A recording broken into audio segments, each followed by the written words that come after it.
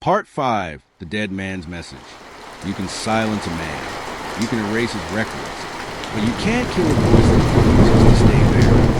3 weeks after Charles Beaumont, the King of Asheville, vanished, a voice thought to be long dead resurfaced and said one thing: "They're using me." It began with an email. No sender, no subject line, just a single attachment named Echo 5 at MP3. Detective Evelyn Cross said, the glow of her laptop reflected off the after the whiskey glass beside her. She'd been suspended for disobeying federal authorities. Her badge sat on the table, worthless now. She hesitated before clicking play. The audio crackled. Then a man's voice rasped. Scared filled the room. "This is Charles Beaumont. They're using me. Crown Light isn't what you think. It's not money. It's control." Then the sound of the door creaking, a muffled scuffle, and a final whisper. "They found!" Static. The file ended abruptly at the 24-second mark. Morales' heart pounded. If the voice was real, it meant Beaumont was alive, and he wanted to be found. The next day, a young man appeared at Morales' doorstep. He looked barely 25, pale, nervous, eyes darting between shadows. "My name's Liam Porter," he said. "I work in IT, or at least I did, before they shut down the system." He explained he'd been part of the team maintaining digital backups for the Asheville PD. 2 nights ago, he found a corrupted folder labeled Training Footage 7B. Inside was the same audio file Morales had just received, plus a reference to something called Vault Protocol. "It's not training footage," Liam said quietly. "It's surveillance. Someone inside the Bureau has been erasing files connected to Beaumont, but they missed this one." Before Morales could ask how he found her, Liam's phone buzzed. He looked down, face drained of color. "They know I talked to you." That night, Morales waited at a coffee shop across from Liam's apartment, watching through rain-smeared windows. He was supposed to bring her a drive with the unedited file. At 11:09 p.m., a loud boom shook the block. She rushed outside. Flames engulfed Liam's apartment building. The next morning, the fire department reported it as an electrical fault. But Morales noticed something the reports didn't. A burn mark shaped like a handprint on the doorframe, black and deliberate, back in her apartment. Morales accessed Liam's last cloud login. Inside the deleted folder was one video, thumbnail grainy and distorted.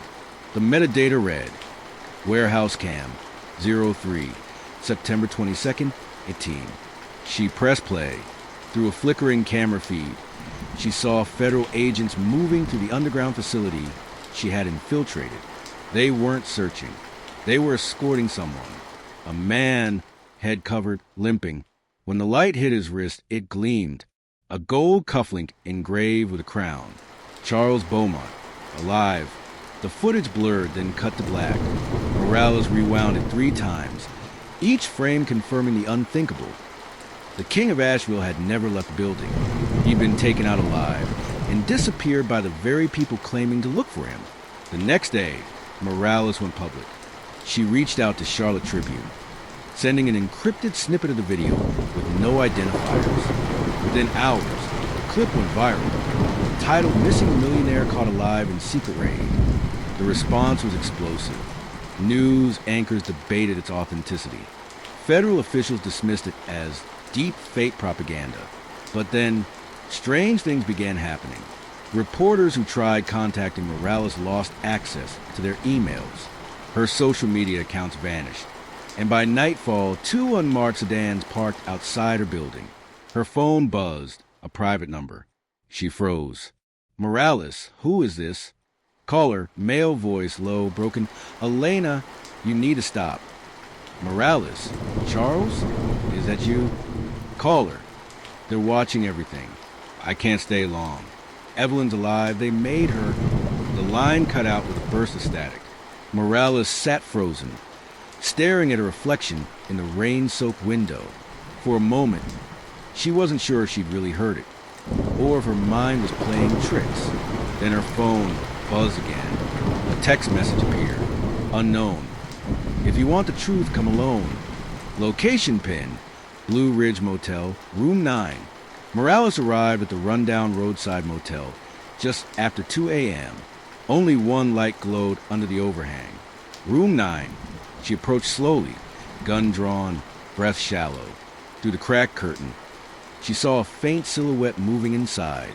When she pushed the door open, it creaked. The smell of cheap disinfectant and rain filled the room. A man sat on the edge of the bed, his face hidden in shadow. He was thinner now, older, bruised, but unmistakable. He looked up, eyes hollow, voice trembling. "Detective Morales, they said you wouldn't stop. You have no idea what you walked into." Morales raised her flashlight. "Where have you been, Charles? Who's behind Crown Light?"